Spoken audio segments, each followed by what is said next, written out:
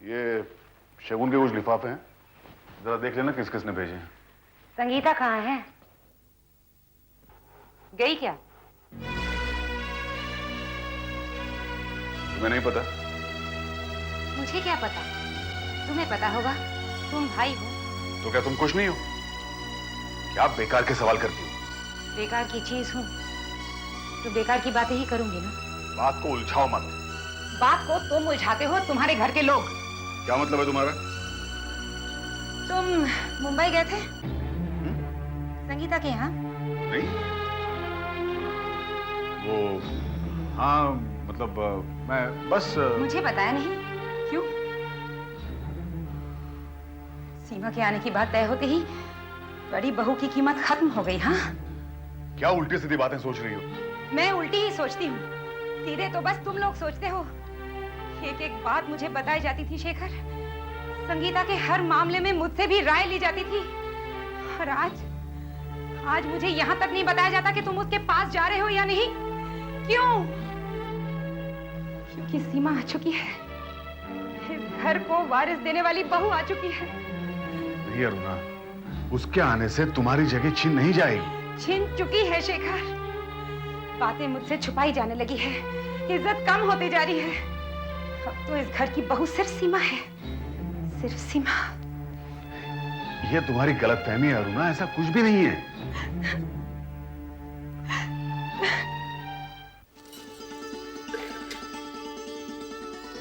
नहीं सीमा, इस हार को मत उतारो, तुम्हारे गले में बहुत सुंदर लग रहा है। बस हारी, मैं नहीं।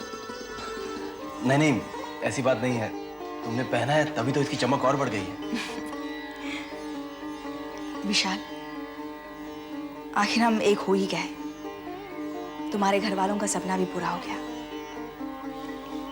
अभी कहाँ हुआ है? क्यों? हमारी शादी हो गई है, अब हम पति पत्नी हैं। तुम्हारा नाम मेरे नाम के साथ जुड़ गया है। फिर भी सीमा, फिर भी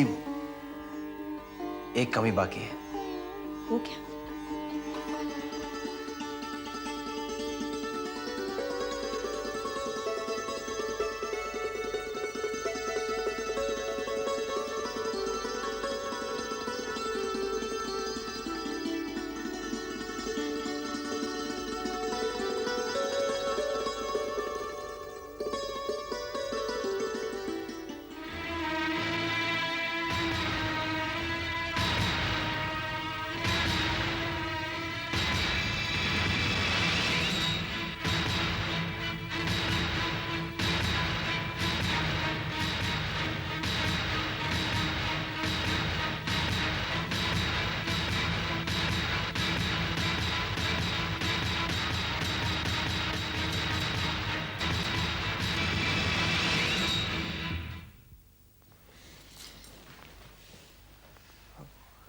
क्या हुआ सीमा?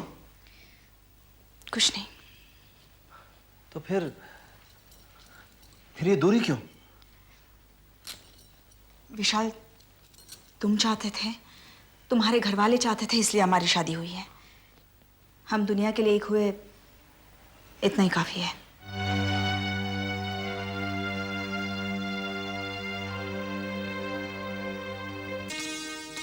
अब बेटी है या बहू है, जो भी है आपकी है।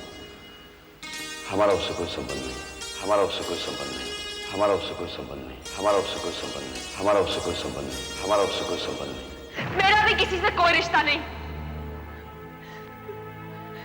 कितनी अकेली हो गई हूं मैं।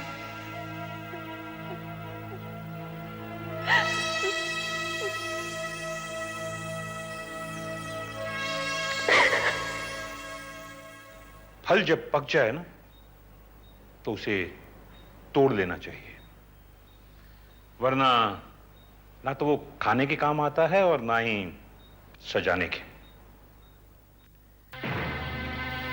करना क्या है? संगीता से कहो कि वो अपने हिस्से की बात करे। इतनी जल्दी? शादी में जो कुछ संगीता के साथ हुआ वो हमारी चाल का आखिरी हिस्सा था। हाँ, सुना है वहां आप लोगों ने चारों तरफ मोर्चा संभाल रखा था। तो क्या शादी में हम लड्डू खाने गए थे? मिठास में कड़वाहट घोलनी थी तो घोल दी।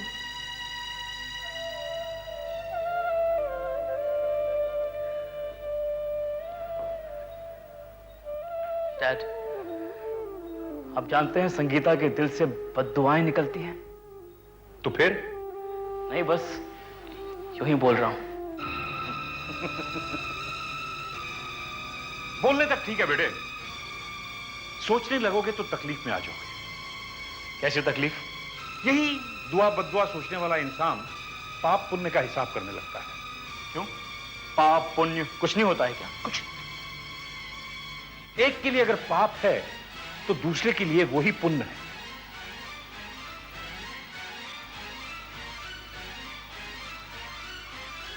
संगीता की बातों को एक आम आदमी की बकवास समझकर भूल जाओ। बेटे, आज के जमाने में ना दुआएं फलती हैं ना बद्दुआएं लगती हैं। जैसा मैं कहता हूं वैसा करो, वरना करनी का फल तुम्हें भी भुगतना पड़ेगा।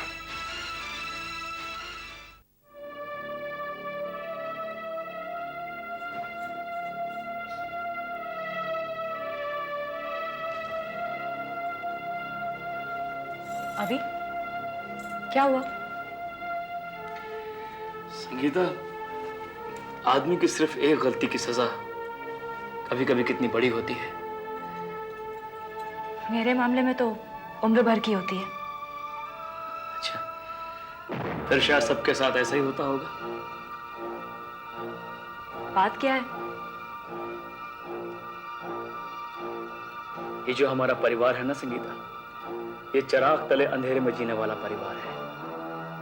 कहना क्या चाहते हो? हमारी खुशियों भरी जिंदगी में दुख की परछाइयां छाने लगी हैं और मैं इन परछाइयों में गिरता जा रहा हूं। हालांकि मैं रोशनी में आ सकता हूं, लेकिन उसके लिए मुझे पैसे चाहिए। पैसे की कमी है इस घर में। घर वाले कब किसी का साथ देते हैं? तुम्हारे घर वालों ने तुम्हारी तकलीफ को समझा था।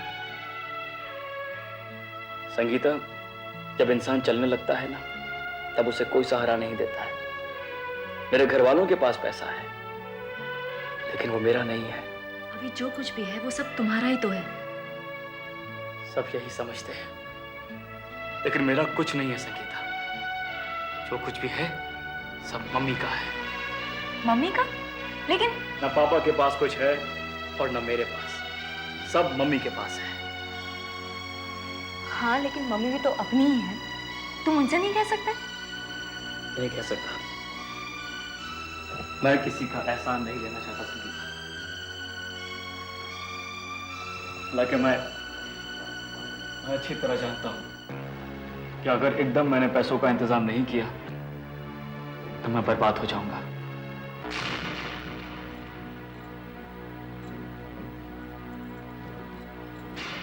अविनाश, ऐसा मत सोचो। रात का अंधेरा हमेशा नहीं रहता। इस अंधेरे की गहराई का तुम्हें अंदाजा नहीं है संगीता।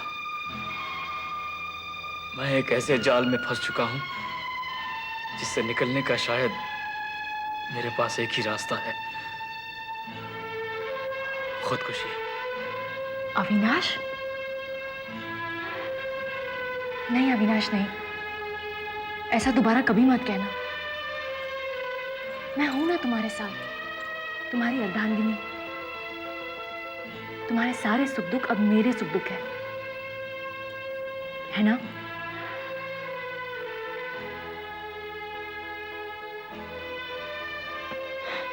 हाँ संगीता।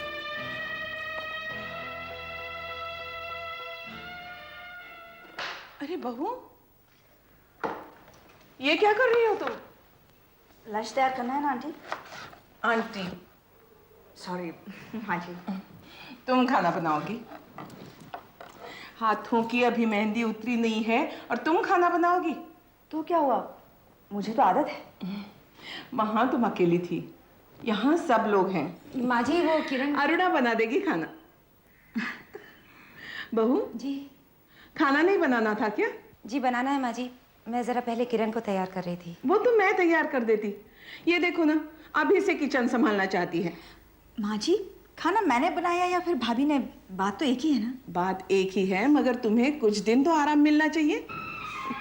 अरुणा को बड़ा परिवार संभालने की आदत है, तुम्हें डालनी पड़ेगी। माँ, काम करूंगी तभी तो आदत डलेगी ना। अब यहीं रहना है, फिर कभी काम शुरू कर देना। नई बहू के किचन में जाने का भी मुहूर्त होता है सीमा।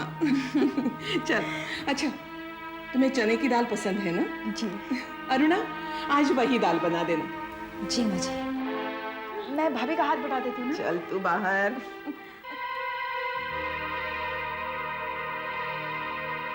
तुम्हें चने की दाल पसंद है ना? जी। अरुणा, आज वही दाल बना देना। जी माँ जी।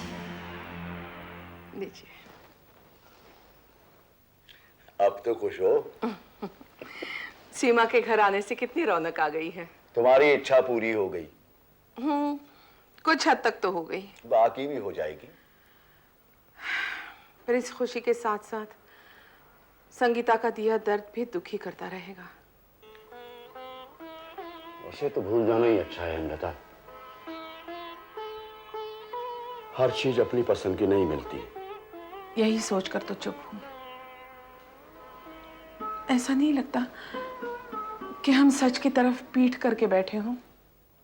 हेमलता, यशवंत जी का परिवार अच्छा परिवार है।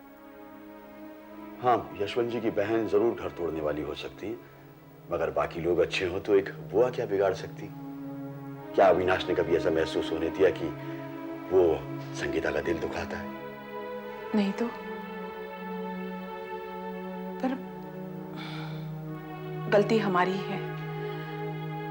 संगीता शादी में आई थी, हमें उसके साथ बैठकर खुलकर बात करनी चाहिए थी। ये तो माँ का फर्ज है, लेकिन तुम्हारे पास वक्त कहाँ था? तुम तो बस नई बहू के आने की तैयारी में लगी हुई थी। लगता है हमसे भूल हो गई। काको जी को लिखी चिट्ठी में उसका दर्द छलकता है। सुनिए, मैं बंबई हो आती हूँ, उससे माफी मांग लूंगी। अब माफी मांगने से क्या फायदा है? बेटी है मेरी, अपनी कोख से जन्म दिया है मैंने। माँ बेटी में मनमुटाव तो होता ही रहता है। मैं कहाँ मना करता हूँ हेमलता। देखो, अभी अभी वो गुस्से में गई है, थोड़े दिनों में शांत हो जाएगी, फिर चलिए ना। सीमा, ये स्विट्जरलैंड के लिए टिकट बुक कराए थे, क्या करूं? वहां जाकर करेंगे क्या?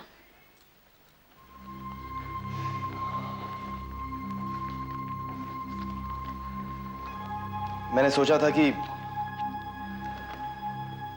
शादी के बाद तुम हनीमून पर जाना पसंद करोगी। तुम्हारी बेटी का क्या हुआ? बस किरण का ही ख्याल है। उसी का ख्याल करने के लिए तो तुमने मुझसे शादी की है। सीमा, उसमें मेरी चाहत भी शामिल है। तुम्हारी चाहत तो आरती के साथ थी विशाल। वो भी थी, मगर क्या? किरण के लिए तुम आया ढूंढ रहे थे और तुम्हें मिल गई। मैंने पत्नी चाही थी। मुझे पत्नी के रूप में चाहते तो हमारी शादी बहुत पहले हो जाती। मेरी गोद में आरती का नहीं, मेरा बच्चा होता। वो तो अब भी हो सकता है। नहीं, अब मुश्किल है। मगर क्यों सीमा? क्योंकि शादी से पहले मुझे यह लगता था विशाल कि आरती ने मेरा हक छीना है, लेकिन तुमसे शादी करके मुझे यह लग रहा है कि मैं आरती का हक छीन रही हूं। सीमा, आरती मर चुकी है। वो तुम्हारे लिए मर चुकी है विशाल, मेरे लिए अब भी जिंदा है, क्योंकि उसकी बच्ची मेरी गोद में है। मगर सीमा, ठीक है, वो मर चुकी है, तो मरे हुए इंसान की आत्मा को दुख क्यों पहुंचाओ? मुझे पाकर तुम आरती को भूल गए, मैं ये कैसे भूल जाऊं विशाल कि आरती को पाकर तुम मुझे भूल गए थे?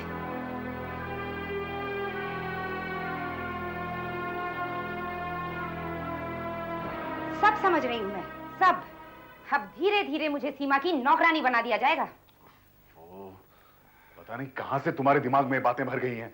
4 दिन में तुम सीमा से जलने लगी हो। तुम्हारे साथ नहीं हुआ है ना ये सब कुछ, इसलिए तुम महसूस नहीं कर रहे हो। मुझे याद है जब मैं शादी करके इस घर में आई थी तो अगले ही दिन मुझे किचन में झोंक दिया गया था, और अब सीमा के हाथों की मेहंदी उतरने का इंतजार किया जा रहा है। अरुणा, तुम बड़ी हो, अगर मां ने तुम पर जिम्मेदारी डाल दी है तो इसमें क्या गलत किया उन्होंने? फर्क है शेखर, अगर बड़े होने की वजह से मुझ पर जिम्मेदारी डाली जाती तो मुझे भी अच्छा लगता, लेकिन यहाँ ये महसूस कराया जा रहा है मुझे कि सीमा की देखभाल ज्यादा जरूरी है क्योंकि माँ जी के सपने जुड़े हैं उसके साथ। तुम औरतों में यही तो खराबी है, दूसरी औरत को अहमियत मिलने लगे तो बाल की खाल निकालने बैठ जाती हो। माँ जी के दिल में कोई बात हो या ना हो, लेकिन तुम्हारे दिमाग में शक जरूर भर गया है। मैं भी इतनी छोटी दिल की नहीं हूँ शेखर। आरती भी तो आई थी, मेरे सामने इस घर की बहू बनी थी वो, उसके बारे में तो ऐसी बात ही नहीं सोची थी मैंने। देखो, ये तो तुम भी मानते हो ना कि आरती और सीमा में फर्क है। सीमा को बहू बनाने का सपना आरती के आने से पहले से देखा जाता रहा है। अब सीमा की कीमत थोड़ी ज्यादा तो होगी ही ना। तो समझो ना उसे कीमती, करो ना उसकी सेवा, मगर मुझे तो ये एहसास मत दिलाओ कि मैं उससे छोटी हूँ। अरुणा, इस घर में किसी को छोटा बड़ा नहीं समझा जाता। ये बात तो रहने दो शेखर, यहाँ तो अपने खून में भी खोट निकाला जाता है। संगीता की हालत मालूम नहीं है क्या तुम्हें? अब कुछ बोलते क्यों नहीं, बोलो ना। मैं अच्छी तरह जानता हूं कि अगर एकदम मैंने पैसों का इंतजाम नहीं किया तो मैं बर्बाद हो जाऊंगा,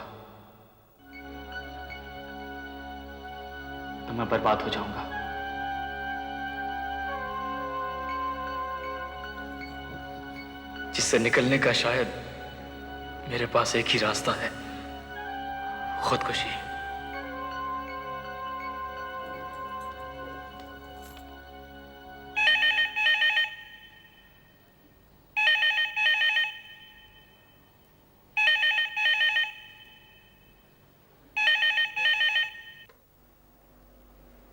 हेलो। बाबूजी, मैं संगीता बोल रही हूँ। मैं जानती हूँ बाबूजी, आप अपनी बेटी से रिश्ता तोड़ चुके हैं। फिर फोन क्यों किया? आपको सुनकर बुरा लगेगा, मगर मुझे 50 लाख रुपए चाहिए। क्या?